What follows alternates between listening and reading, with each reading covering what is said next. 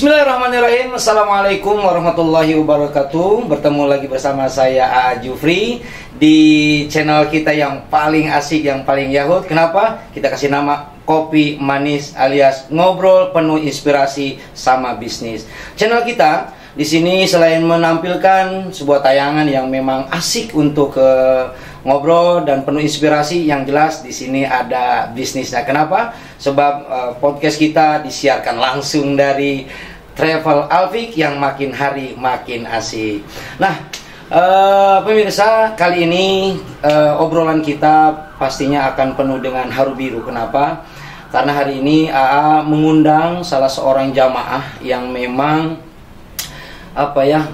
perjalanan umrohnya itu pernah dilaksanakan, dan inilah yang disebut dengan Allah tidak memanggil orang yang mampu, tapi Allah akan memampukan orang yang dipanggil. Dan ini dah terbukti bahwa menuju ke Makkah dan Madinah bukan untuk orang yang mampu, tapi memang penuh dengan panggilan. Dan kali ini punya tamu yang istimewa, yaitu Bapak Gope. Mana Pak Gope? Iya. Waalaikumsalam warahmatullahi wabarakatuh. Ada kursinya, Gope? Pemirsa, kita udah ngundang nih ya tamu namanya. Kalau nama asli siapa sih, Gope? Wah, malu saya kalau nama asli mah. Siapa tuh? Bagusan tuh ya. Siapa nama asli? Enggak sesuai sama tinggal aku. Enggak sesuai sama muka malah ya. Nama asli saya Ardian Sulaiman. Apa? Ardian Sulaiman. Ardian Sulaiman. Terlalu bagus kan? Terlalu bagus. Enggak sesuai sama muka ya. Apalagi mau kehidupan. Tapi jangan khawatir. Walaupun kehidupan pahit menggope, tapi kita ada di sini ngopi manis. Ngobrol penuh inspirasi sama bisnis. Ngope, udah berapa lama kerja di Al Victor? Kalau di Alpik baru 4 tahun, Pak. 4 tahun? Iya. 4 tahun. Terus kenapa bisa masuk di Alfik dari 4 tahun? Ada hubungan saudara sama Rois? Enggak, sebetulnya awal kenal sama beliau itu saya lagi parkir di putaran. Parkir? Iya. Saya tukang parkir ternyata. Kenapa saya dipanggil Gope? Kenapa? Namanya parkiran itu kan kebanyakan ada yang ngasih uang logam Gope. Oh, itu awalnya. Panggilan Gope itu karena memang dari uang logam Gope itu. Iya. Panggilan Gope. Sama beliau langsung, lu duit gopean mulu. Oke. Jadi ketelah Gope, panggilannya Gope. Jadi nama asli mah Ardian Sulaiman. Kebagusan. Oke. Udah kebagusan gue panggil nama Gope aja deh. Gini Gope, pengen nanya. Mau Gope kerja udah 4 tahun? Ya, kalau di Alpik 4 tahun, tapi kalau ikut sama beliau kurang lebih 15 tahun. 15 tahun? Iya. Dulunya sebagai apa juga? Dulu awalnya saya parkir, terus yang kedua beliau kan punya IO wedding. Wedding. Saya dia ajak sama beliau, diajak ke rumahnya. Ngobrol-ngobrol. Yang suka jadi patung di depan gitu. Iya betul. Kita tambahan HP. Kita gesang. Oke, Mang Gope. Setelah kerja 4 tahun di Alfik, tentu kan tahu perkembangannya Alfik. Terus kemudian Mang Gope awalnya kepikiran nggak sih seorang tukang parkir, terus kemudian cuman angkut di wedding, terus bisa kebayang nggak sih gue pengen umroh gitu? Awalnya pernah ada perasaan gitu nggak? Kebayang bisa umroh nggak? Enggak, sama sekali no. Sama sekali nggak ada? Iya, bahkan saya ya mohon maaf aja, mungkin orang melihatnya ya masa lalu saya. Selain saya juru parkir, saya tuh peminum, berantem. Tuh kamu makin orang. Iya. Terus. Kenal sama beliau sampai 4 tahun di Alpik. Pertama buka tahun 2022 bulan Agustus. Saya juga nggak nyangka terakhir tahun 2022 saya ditugasin nama beliau. Kamu berangkat. Itu setelah kerja di sini berapa tahun? Baru setahun. Baru setahun udah diberangkatin? Iya. Enak banget lu ya. Baru setahun udah diberangkatin, bro. Benernya belum awalnya. Orang baru pindah tuh, ceritanya baru hijrah tuh. Saya baru mualaf, Pak. Coba, ini inspirasi banget coba. Mualaf apa bener apa? Saya pertanyaannya baru mualaf tahu, terus abis gitu udah dihitan apa dulu, saya juga belum yakin ini. Terus 1 tahun kerja? 1 tahun kerja sama beliau. Langsung ditugasin. Kalau nggak salah bulan November tanggal 30. tahun 2023. 23, masuk 2022, umroh 2023. Tanggal 30 November. Apa ketika Rois bilang, "Pe, lu berangkat." Apa yang ada di dalam batin Mang Ope? Yang pertama jujur, saya takut sama dosa saya, Pak. Iya salah. Ada terharu gitu. Iya, yang pertama jujur saya takut sama dosa. Kan kebanyakan orang-orang pada bilang kalau kita ibadah itu apa yang kita lakuin dibalas kontan. Saya itu gemeteran. Aku tuh takut. Tapi waktu itu masih sholat jalan dong? Enggak sholat juga? Ah, kagak. Astagfirullah. Jangankan sholat, Lebaran Idul Fitri aja saya kagak sholat. Waduh, bener ini. Ini dahsyat ini, luar biasa. Jangankan sholat rutin 5 waktu. Iya, Idul Fitri, Idul Adha aja nggak? Kagak, jujur. Biasanya orang minimal setahun 2 kali. Idul Fitri kalau punya baju baru, Idul Adha kalau dapat kupon. Ini mah nggak dapat sama sekali berarti. Astagfirullah. Oke, balik lagi, Mang Ope. Apa yang ada di batin Mang Ope ketika itu? Ya terharu, Pak Haji. Saya kenal sama beliau udah lama. Pas dia Al-Pictur, saya kaget sih ditugasin. Waktu itu saya bawa 60 jamaah 2 bis. Bawa 60 jamaah 2 bis? Lu jadi jamaah apa lu jadi tour leader nih? Waktu itu saya double. Iya. Oh iya. Tour leader iya. Iya. Tukang angkut-angkut ya. Ya tahu diri lah orang sebelum tahun kerja udah diberangkatin. Oke. Terus saya nangis sih Pak Haji nih. Terharu saya bener. Apa yang ketika disampaikan sama Rois waktu itu? Saya pas nyampe di waktu itu kan programnya Madinah dulu. Sampai di Nabawi, wah saya kagak bisa berkata-kata. Enggak, maksud A gini. Ketika udah kerja, iya. Dipanggil atau gimana? Di mana di lokasi kantor sini ketika dipanggil, "Pe, lu sini, lu umroh." Apa bahasa yang keluar dari Rois waktu itu? Iya, dia udah waktunya lu buat merubah kelakuan lu. Kenapa berkaca-kaca? Wah, terharu. Sebelum kenal sama beliau, saya kenal sama ulama-ulama. Bahkan sampai ya masih kelakuan saya begitu. Tapi kenal sama beliau, semua hilang, Pak Haji. Masya Allah. Saya nggak pernah ribut, saya nggak pernah mabok, dan yang lain-lain. Kalau kata orang modern apa, hijrah lah ya. Iya. Nah, habis itu apa kata-kata yang keluar dari Rois itu apa bahasanya? Kata beliau. Dipanggil atau ditemuin? Saya waktu itu lagi keluar, saya telepon. Kata beliau, "Ke ruko." Kata saya, "Ruko mana?" Kata saya. Kirain saya mau masang wedding ya. Disemak sama dia. Kata saya, "Lah ini mah ruko dekat rumah saya," kata saya teh. Rukonya ini? Ini rukonya. Terus? Kata saya, "Ada apaan, Pak Haji?" Waktu itu Bu Haji lagi di rumah. Yang di sini dulu Pak Haji sama Suhud. Itu berdua. Beliau ngomong panjang lebar. Udah lu sekarang di gua aja di sini. Sabtu Minggu lu libur. Saya dikasih kebebasan 2 hari. Iya. Terus? Ya saya ikutin apa yang beliau terapkan, SOP lah kalau SOP. Ini mah. Terus singkat cerita, langsung waktunya berangkat tuh umroh. Iya. Apa yang keluar dari bahasa Rois waktu itu? Ngomongnya di sini atau di mana? Di sini. Apa ngomongnya? Ya dia beliau begitu. Lu sekarang ibaratnya ini kan travel haji yang buat ibadah. Kata beliau, udah saatnya lu sekarang jadi orang baik. Masya Allah. Kata saya, "Bener Pak Haji, saya kayak mimpi ini." Saya belum bisa apa-apa. Udah nanti juga lu bakal bisa gitu. Wah, saya sampai kagak bisa ngomong apa-apa. Bingung tuh ya. Iya, ibu saya bisa juga. Ya? Ibu saya. Terus abis itu pulang dong ke rumah. Bilang sama anak istri. Kebetulan saya bujangan. Pemirsa, ada bujangan lapuk. Bilang sama orang tua. Bilang sama ibu. Terus bilang apa? Kata ibu, "Ya udah waktunya lo buat jadi orang baik." Bener lu umroh lo? Iya. Yakin lo? Kebetulan emang waktu itu beliau nyuruh saya ditugasin sana, paspor udah ada. Jadi saya ngomong sama orang tua, "Nih Bu, besok saya berangkat, ini paspornya." Iya. Oke, bilang sama orang tua. Ada pamit sama orang tua apa? Pamit. Apa? Ya saya bilang, kata saya, "Bu, ini kan namanya." Ini besok nih mau berangkat. Besok mau berangkat. Malamnya saya bilang, kata saya, "Bu, saya minta maaf ya kalau saya punya salah dan macam-macam. Saya mau ibadah. Yang namanya ibadah kan bahasa lainnya tuh tawannya nyawa. Iya, benar. Saya sampai bilang sama ibu, kata saya nitip anak saya Bu ya, mohon maaf kalau saya udah ngerepotin lagi. Iya. Tapi kan sekarang mas saya ngerepotinnya buat ibadah, bukan Iya. yang macem-macem. Tapi yakin balik lagi? Kagak. Terus. Iya, gue maafin, yang penting mah lo ubahlah sekarang. Jangan kayak dulu lagi, lo capek lo, usia lo udah lumayan. Oke. Itu ternyata Allah tuh bener ya, memanggil. Betul. Bukan yang mampu, tapi Allah akan memampukan yang dipanggil. Pertanyaan, diongkosin nggak? Alhamdulillah sama beliau saya bangsaku aman. Dikasih. Punya duit juga. Ya sendiri maksudnya gitu, diongkosin juga.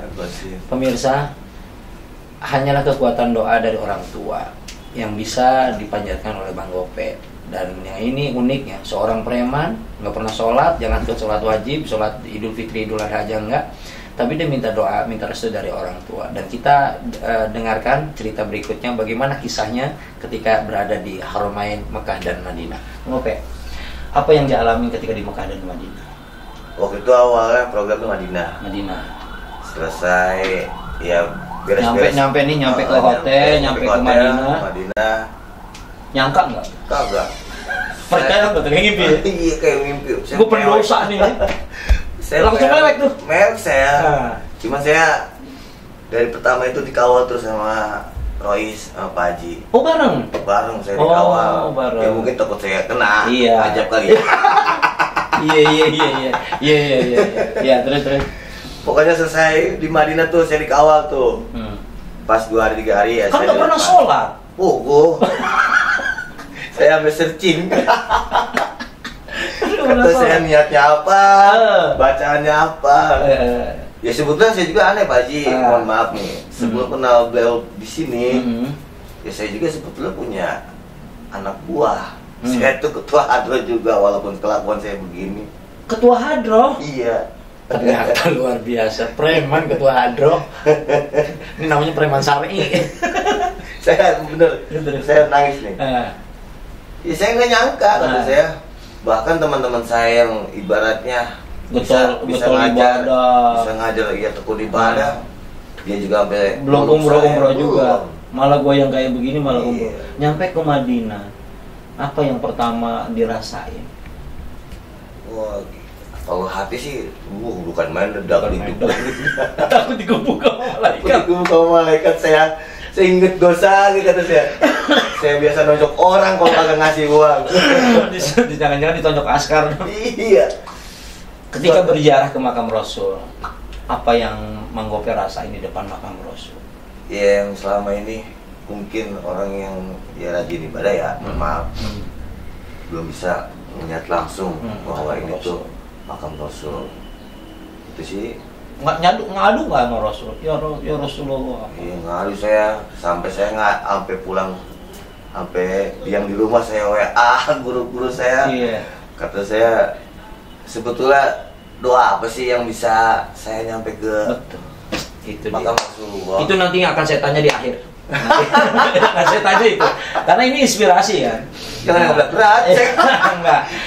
Terus sampai ke Mekah, ke Madinah dong. Yeah. Apa yang Mang Gope pinta di Mekah dan di Madinah? Kalau saya ampunan dosa pasti. Yang kedua, saya cuma satu buat orang tua saya. Karena kan saya punya orang tua tinggal satu. Seibu-ibunya. Ibu dong. Kenapa saya minta buat ibu waktu pas saya ibadah? Karena waktu pas saya meninggal saya nggak ada. Saya nggak ada di sini. Ya di Cibinong Bogor lah. Saya lagi luar. Saya lagi di luar apa di penjara? Kudus. Di Kudus. Nggak ada. Jadi saya nggak nyakin lah bapak saya nggak ada. Yang saya minta doa di sana ya mungkin buat hapus dosa saya, yang kedua buat ibu. Soalnya saya tinggal punya ibu. Kebetulan ibu juga udah ya sepulah. Mang Gope berapa saudara sih? Saya 3 saudara. Cuman yang nomor 2 jauh dari ibu. Jadi kalau ada apa-apa. Ini yang ke pertama atau ketiga? Oh, anak pertama. Yang kedua bontot. Jadi ibu kalau ada apa-apa, kalau nggak ke saya kayak yang bontot. Kalau yang nomor 2 juga udah jauh dia. Oke. Udah ibadah tuh di Mekah, Madinah. Saya nggak ulik di sana. Memang pasti penuh ketidakpercayaan. Benar. sekelas Gope yang sholat aja nggak pernah bisa umroh. Mungkin yang kenal saya Pak Haji, mohon maaf, banyak lah. Saya dulu ya bukannya jagoan atau bukan apa ya, karena emang solidaritas saya tinggi kali ya. Saya sampai ke bulak kapal saya megang. Widih, keren banget iya, ya. Saya sampai ke bulak kapal. Remannya bener luar biasa. Reman Cibinong, sampai ke bulak kapal. Terkenal tuh Gope tuh ya. Iya. Iya. Dulu panggilannya apa?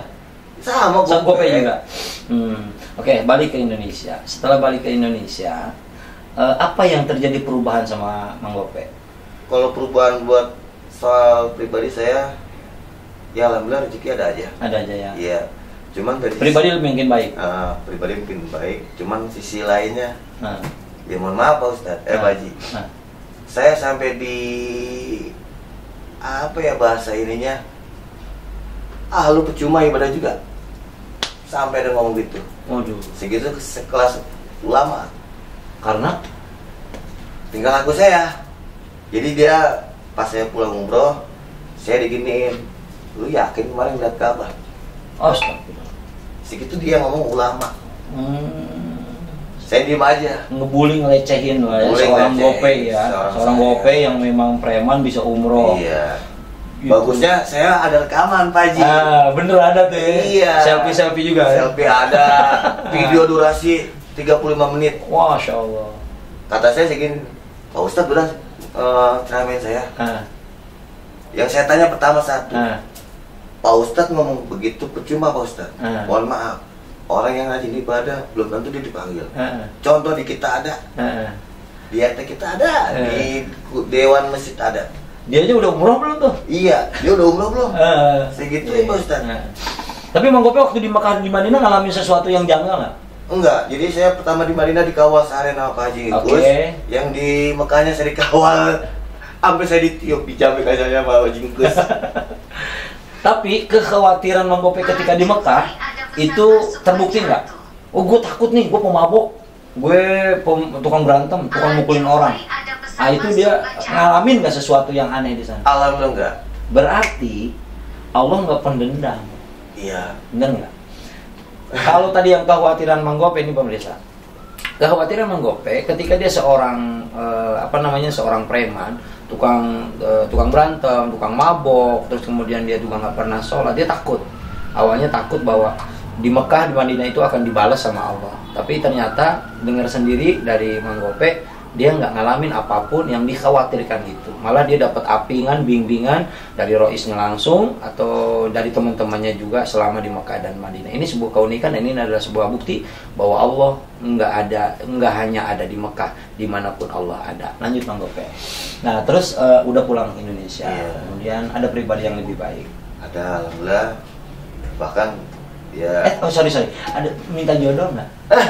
Kalau jodoh jujur, Pak Haji, saya masih punya anak satu, tanggungan saya ini masih banyak banget. Nggak kan, udah nggak punya istri dong? Saya belum punya istri sampai sekarang juga. Iya, nggak minta jodoh. Kagak. Nggak jodoh. Cuman sebelum saya berangkat, kata saya nggak akan, ya mohon maaf ya, bukannya salah nolak jodoh. Sebelum saya selesai anak, saya belum pengen nikah. Walaupun ada yang ngedeketin saya. Nah, saya mah Pak Ustadz nih ya, kalau selesai baca maulid, jujur, alhamdulillah semenjak selesai ibadah umroh, rezeki saya ada, jadwal pun penuh tuh, entah foto, entah hadroh. Oh, Masya Allah, luar biasa, luar biasa. Penutup Mang Gope, itu yang mau tanyain. Inspirasi buat para pemirsa. Keyakinan bahwa seseorang bisa umroh itu bisa dari mana saja jalannya. Entah dia seorang yang mampu ataupun tidak mampu sama sekali. Entah mampu secara material atau imaterial, itu tidak menjadi jaminan seseorang bisa menjalankan ibadah umroh. Kita dengar apa yang menjadi inspirasi buat kita, apa yang membuat Mang Gope bisa bisa menjalankan ibadah umroh selain memang menjadi karyawan di Alfik. Enggak semua orang menjadi karyawan di sebuah travel dia diberangkatkan untuk bisa umroh ataupun haji. Apa Mang Gope yang membuat bisa Mang Gope apa sih? Kok bisa umroh? Padahal baru 1 tahun kerja. Satu. Yang kedua, Mang Gope track recordnya jelek. Pemabok, berantem, sholat aja nggak pernah. Tiba-tiba kok rois, Allah gerakkan hatinya untuk bisa memberangkatin Gope. Dan Gope secara secara kasat mata Gope orang yang nggak bisa dipercaya, preman gitu maksudnya, secara kasat mata gitu kan. Wah ini orang kalau udah ini nggak bener nanti nggak berhenti misalnya kayak. Tapi begitu yakinnya Rois, apa yang membuat amalan apa sih yang bisa membuat Gope bisa berangkat umroh? Kalau saya nggak punya amalan apa-apa sih, cuman ya saya aneh aja kenal sama beliau. Saya dikasih kepercayaan semua, dan kepercayaan itu saya pegang. Amanahnya. Iya, amanahnya.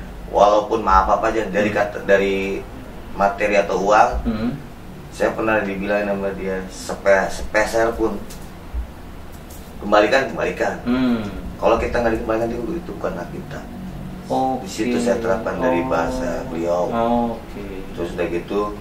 Padahal kategori notabene Mang Gope adalah seorang preman yang kerjaannya nyariin gopean. Tapi ketika masuk ke Al-Fiqh, kejujuran itu yang ditanamkan. Iya, udah gitu beliau juga pesan jangan pernah ngecewain orang yang udah baik. Iya. Saya berpikir jangankan orang baik, maksud saya sekelas dulu saya yang masa lalu istilahnya preman, saya bisa naruh kepercayaan. Kenapa sama orang baik tidak? Tapi memang ada niatan untuk berubah lah ya. Alhamdulillah ada. Saya niatan. juga nggak tahu lah dari mana itu jalannya atau faedahnya. Saya sama beliau doang yang bisa berubah. Padahal beliau nggak dikasih apa-apa, cuman ngobrol doang, gadang. Tapi kan pendekatannya itu hati ke hati ya. Baik Mang Gope, terima kasih atas obrolan inspiratif yang bersifat inspiratif hari ini, bahwa Mang Gope bisa berangkat umroh. Pemirsa, hikmah yang dapat kita ambil dari perjalanan spiritual yang dilakukan oleh Mang Gope, walaupun memang betul beliau adalah seorang karyawan di tour Al-Fiqh Tour ini, tetapi ada yang kita pegang. Dua, satu, kejujuran. Kejujuran itu mahal nilainya. Orang pintar belum tentu jujur. Orang berilmu belum tentu jujur, tapi orang yang jujur bisa menjadi pintar dan bisa memiliki keilmuan. Itu satu. Yang kedua, yang Mang Gope pegang adalah saya tidak mau mengecewakan orang yang telah berbuat baik. Makanya ketika seseorang berbuat baik, jangan lupakan jasa kita kepada orang lain, tapi jangan lupakan jasa orang lain kepada kita. Itulah yang akan membuat kita bahagia dunia akhirat.